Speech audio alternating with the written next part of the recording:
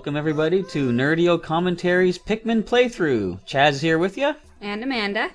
And we're going to take you through the awesome beginning of the saga that is Captain Olimar. So you just got done playing the game a little bit. What are your first impressions of it? I don't know. In some ways it's easier than my usual game. In some ways it's harder to figure out. Exactly. It's like once you get the map, it's a little easier to handle. A little bit easier, but I have no left or right or anything like that. I can't really figure it out because I have to look at my hands and my scar.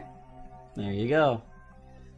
So as we start off, we find good old Captain Olimar on, I guess, an interstellar vacation. Or a Pokeball.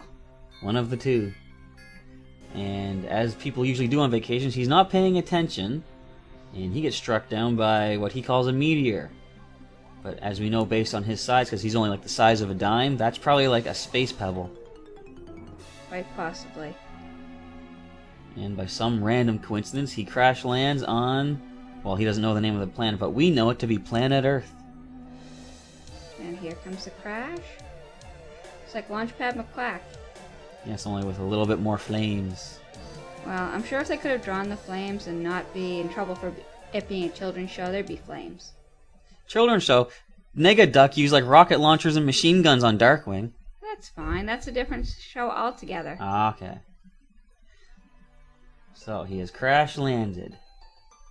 We actually don't know that this is Earth yet, but actually in Pikmin 2 there's some treasures you have to find, and a lot of them are like Earth items. Like the very first thing you find as a treasure is a Duracell battery. And why is that a treasure? Well, because to these guys, you know, our trash is their treasure, I guess. I guess that makes sense. So your idea here, he has crashed and his beloved dolphin, which was the code name for the GameCube, has been just completely ripped apart in the crash.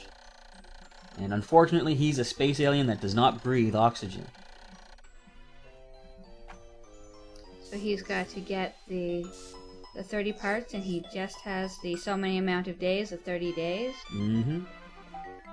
And here's our first goal in this area, the red onion. Although it doesn't look all that much like an onion. No, but he says it resembles onions on their planet.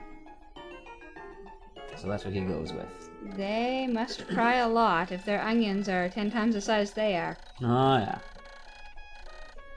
And the onion has produced a seed of some sort.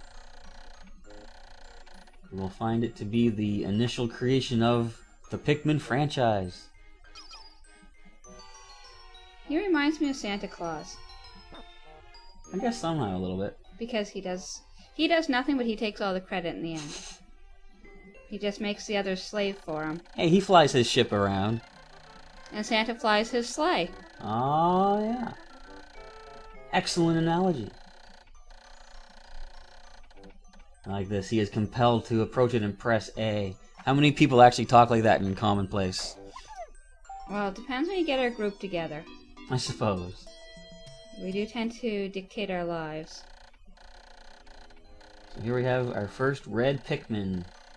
Or as he just calls it, a regular Pikmin, because he doesn't know there's other colors yet. But as anyone who is familiar with Pikmin knows, there is red, yellow, and blue in the first game. I just learned that. They actually add white and purple in the second one. Oh.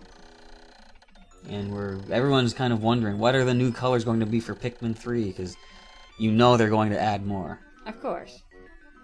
I'm betting on either green or orange. So do the blue Pikmin actually turn into dolphins and swim around and get you your stuff? Nah, they stay as little flowers or little plant guys. But they actually can survive in the water. And what's cool about them later on, I think we find out, if they're in the water and either the red or yellow Pikmin who can't swim, if they fall in, the blue ones will throw them out. Oh, that's cool. So they all work together and save each other. Good, because I'm going to end up in a lot of water. Yes, as evidenced by day 2 that you just went through. Yep. We will save that for later. So your idea here, of course, these red pellet posies they're called. If you knock the pellet out of them, your Pikmin can take it back to your onion, which will then grow more Pikmin. Which is great. So you keep having elves at the workshop, so we always get the toys we want. Exactly. And there's another. If you throw them right up to the top, one hit will knock it down. Oh, that's cool. You just have to be able to aim. Yeah. Aim can take a little bit of work to figure this out. I wonder how this game plays with the new play control. I wanted to try that. Is it coming out with the Wii, so you can use the Wii? Oh, I think it's already been released. It is. You use the pointer to move your cursor, like what I have on the screen there, and I guess you hold one of the buttons to guide them in there, or hit another one to throw it. I want to try that because I'm pretty sure when Pikmin 3 comes out, it's going to have that control scheme. That's a 5. Yeah, so the number on top of the pellet, of course, shows how many you need to carry it.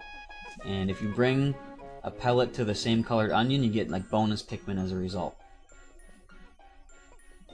Is there any way to separate and make just the yellow ones do it?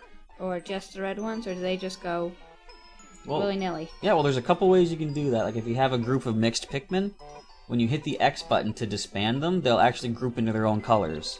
Another thing you can do, if you hold down the A button to get ready to throw one, they will group together in their own color groups as well. So you have to pick the right color to throw. So they do make it so yeah, because otherwise you would just kind of send the whole swarm at it and hope you get the right guys carrying it, right? Exactly.